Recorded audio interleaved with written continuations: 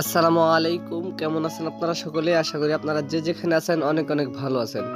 তো বরাবরের মতো দীর্ঘ অনেকদিন গ্যাপের পরে আপনাদের মাঝে চলে এসেছি আমি আরো একটি নতুন ভিডিও নিয়ে। আর আজকের ভিডিওতে আমি কথা বলবো আসুস ROG ফোন 7 আলটিমেট স্মার্টফোনটি নিয়ে।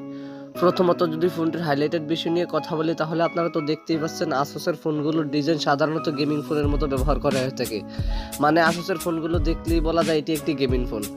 আর এই ফোনটিতে ব্যবহার করেছে 165 Hz হাই রিফ্রেশের একটি ডিসপ্লে। একই সাথে এই ফোনটিতে থাকছে কোয়ালকম স্ন্যাপড্রাগনের লেটেস্ট শক্তিশালী ও গেমিং একটি চিপসেট। আজকের ভিডিওতে আপনাদেরকে জানাবো এই ফোনটির ফুল স্পেসিফিকেশন এন্ড সেই সাথে জানাবো ফোনটির প্রাইস এবং এর লঞ্চিং ডেট নিয়ে। আর ভিডিওটি কন্টিনিউ করলে আপনারা আরো জানতে পারবেন বাজেট রেঞ্জে ফোনটিকে আমাদের জন্য ভ্যালু ফর মানি প্রোভাইড করছে নাকি এই বাজেটে মার্কেটে আরো কোনো সেরা স্মার্টফোন বর্তমানে আছে। এই সকল প্রশ্নগুলোর উত্তর থাকবে আজকের এই ভিডিওতে, সুতরাং আমি আশা করব আপনারা ভিডিওটি স্কিপ না করে পুরো ভিডিওটি মনোযোগ সহকারে দেখবেন। তো চলুন কথা না বাড়িয়ে মূল ভিডিওতে যাওয়া যাক। ফার্স্ট অফ অল যদি ফোনটির ডিজাইন অ্যান্ড এর বিল্ড কোয়ালিটি নিয়ে কথা বলি তাহলে এতে আর নতুন করে কিছু বলার নেই। বরাবরের মতো আপনারা সকলে জানেন আসুসের ফোনগুলোর ডিজাইন প্রায় সেম ক্যাটাগরির হয়ে থাকে। এবারও কিন্তু তার ব্যতিক্রম নয়। আসুস ROG 7 আলটিমেট এই স্মার্টফোনটির ডিজাইন কিন্তু আসুস ROG 6 ওই লেভেলের স্মার্টফোনগুলোর মতোই করা হয়েছে। তবু এই ফোনটির ডিজাইনে কিন্তু আগেরটা থেকে অল্প একটু ব্যতিক্রম ব্যবহার করেছে। যেমন এই ফোনটির পেছনের টেক্সচারটা কিন্তু আগের তুলনায় অনেকটা ব্যতিক্রম ব্যবহার করেছে। আর এই ফোনটির পেছনে ব্যবহার করা হয়েছে গ্লাস এন্ড প্লাস্টিকের সম্মিলিত ব্যাক প্যানেল। তবে ভালো ব্যাপার হচ্ছে যে ফোনটির পেছনে গ্লাস এন্ড প্লাস্টিকের সম্মিলিত ব্যাক প্যানেল ব্যবহার করায় ফোনটিকে যখন আপনারা কভার ছাড়া ব্যবহার করবেন তখন ফোনটির পেছনে স্ক্র্যাচ পড়ার সম্ভাবনা একেবারে নেই বললেই চলে। তবুও আমি রিকমেন্ডেশন করবো আপনারা প্রোটেকশনের জন্য এই ফোনটির পেছনে অবশ্যই একটি কভার লাগিয়ে নেবেন। আর এই ফোনটির পেছনে ব্যবহার করেছে কর্নিং গরিল্লা গ্লাস 3 এবং ফোনটির সাইডে ব্যবহার করেছে অ্যালুমিনিয়ামের ফ্রেম। একই সাথে ফোনটির ওয়েট করা হয়েছে 173 গ্রাম। তবে ফোনটিতে এত ভালো মানের ম্যাটেরিয়ালস এবং হাই লেভেলের ব্যাটারি ব্যবহার করা সত্ত্বেও আমি মনে করি ফোনটিতে যথেষ্ট সাধ্যের মধ্যে রাখার চেষ্টা করেছে। ফোনটির থিকনেস করা হয়েছে 10.3 মিলিমিটার। ফোনটির রিয়ার প্যানেল আসলে আপনারা একটি ক্যামেরা বাম্পারের মধ্যে পেয়ে যাবেন ট্রিপল ক্যামেরা সেটআপ।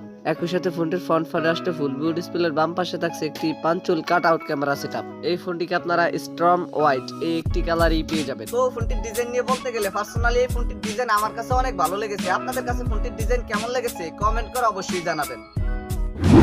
দেন সেকেন্ডলি যদি ফোনটির ডিসপ্লে নিয়ে কথা বলি তাহলে এই ফোনটিতে ব্যবহার করা হয়েছে 6.78 ইঞ্চির একটি অ্যামোলেড প্যানেলের ডিসপ্লে। যদিও এই ফোনটিতে একটি অ্যামোলেড প্যানেল ব্যবহার করা হয়েছে, তবে এই ফোনটির ভালো দিক হচ্ছে যে এই ফোনটির ডিসপ্লেটিতে ব্যবহার করেছে 165 Hz হাই রিফ্রেশ রেট। ফোনটির ডিসপ্লেতে 165 Hz হাই রিফ্রেশ রেট ব্যবহার করায় গেমিং এর সময় ফোনটির এই ডিসপ্লেটি থেকে আপনারা স্মুথ লেভেলের একটি পারফরমেন্স পেয়ে যাবেন। আর একই সাথে এই ডিসপ্লেটিতে থাকছে HDR10+ এবং পিক ব্রাইটনেস হিসেবে এই ডিসপ্লেটিতে ব্যবহার করেছে 1500 নিটসের পিক ব্রাইটনেস। ফোনটির ডিসপ্লেতে 1500 নিটসের পিক ব্রাইটনেস ব্যবহার করায় ফোনটিকে আপনারা লো লাইট এবং সানলাইট ইজিলি ব্যবহার করতে পারবেন। বিশেষ করে ফোনটিকে আপনারা লো লাইটের পাশাপাশি সানলাইটে ব্যবহার করার সময় ফোনটির ডিসপ্লে থেকে কোনো ধরনের আলোর ঘাটতি ফেস করতে হবে না। আর এই ডিসপ্লেটিতে ব্যবহার করেছে ফুল HD প্লাস রেজলিউশন। ফোনটির ডিসপ্লেতে ফুল HD প্লাস রেজলিউশন ব্যবহার করায় ফোনটির ডিসপ্লে দিকে যখন আপনারা কোনো কন্টেন্ট ওয়াচিং করবেন তখন ফোনটির ডিসপ্লে থেকেও কোনো ধরনের রেজলিউশনের ঘাটতি ফেস করতে হবে না। এবং এই ডিসপ্লেটিতে থাকছে কর্নিং গরিল্লা গ্লাসের প্রোটেকশন। আর পিপিআই হিসেবে এই ডিসপ্লেটিতে থাকছে 395 পিপিআই ডেনসিটি। ফোনটির ডিসপ্লে নিয়ে আমার আর কোনো কথা বলার নেই। আপনাদের যদি ফোনটির ডিসপ্লে নিয়ে কোনো কথা বলার অথবা জানার থাকে তাহলে কমেন্ট বক্সে লিখতে পারেন। থার্ডলি যদি ফোনটির ক্যামেরা সেকশন নিয়ে কথা বলি তাহলে আমি কিন্তু ভিডিওর শুরুতেই বলে দিয়েছি এই ফোনটির রিয়ার প্যানেলে ব্যবহার করা হয়েছে ট্রিপল ক্যামেরা সেটআপ, যার মেইন সেন্সরটি হচ্ছে 50 মেগাপিক্সেলের। সেকেন্ডারিতে থাকছে 13 মেগাপিক্সেলের একটি আলট্রাওয়াইড ক্যামেরা। একই সাথে এই ফোনটিতে ব্যবহার করা হয়েছে 5 মেগাপিক্সেলের আরও একটি ম্যাক্রো ক্যামেরা।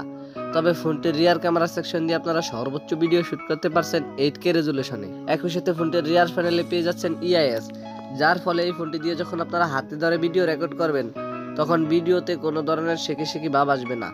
আর সেলফি ক্যামেরা হিসেবে এই ফোনটিতে ব্যবহার করেছে 32 মেগাপিক্সেলের একটি সেন্সর। তবে ফোনটির সেলফি ক্যামেরা দিয়ে আপনারা সর্বোচ্চ ভিডিও শুট করতে পারছেন 1080p 30fps রেজলিউশনে। আমার মনে হয় এই ফোনটির রিয়ার প্যানেলে 8K রেজলিউশন ব্যবহার করেছে, কিন্তু ফোনটির ফ্রন্ট ক্যামেরাতে যদি 4K রেজলিউশনে ব্যবহার করা হতো তাহলে ফোনটির ক্যামেরা সেকশন কিন্তু আমাদের জন্য বাজার সেগমেন্টে মারাত্মক কিছু অফার করত।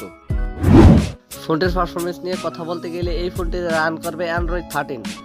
আর চিপসেট হিসেবে এই ফোনটিতে ব্যবহার করেছে কোয়ালকম স্ন্যাপড্রাগন 8 জেনারেশন 2, যেটি 4 ন্যানোমিটার আর্কিটেকচারে বিল্ড করে একটি অক্টাকোর প্রসেসর।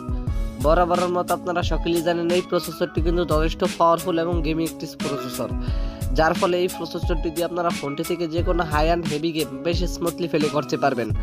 আর জিপি হিসেবে এই ফোনটিতে থাকছে Adreno 740। এই ফোনটিকে আপনারা 16512 এই একটি ভেরিয়েন্টটি পেয়ে যাবেন। আর স্টোরেজ টাইপ হিসেবে ফোনটিতে ব্যবহার করছে UFS 4.0।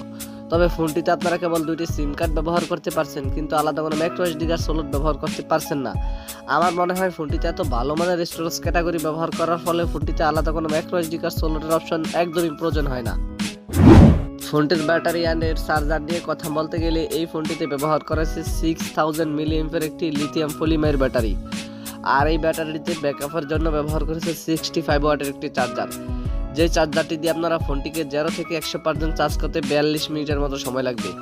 এছাড়াও এই ফোনটিতে থাকছে 10 ওয়াটের একটি রিভার্স ওয়্যার, যার মানে আপনারা এই ফোনটি থেকে অন্য কোনো ফোনে 10 ওয়াটের চার্জারের মতো চার্জ করতে পারবেন ইজিলি। এছাড়া সিকিউরিটি হিসেবে ফোনটিতে থাকছে আন্ডার ডিসপ্লে ফিঙ্গারপ্রিন্ট।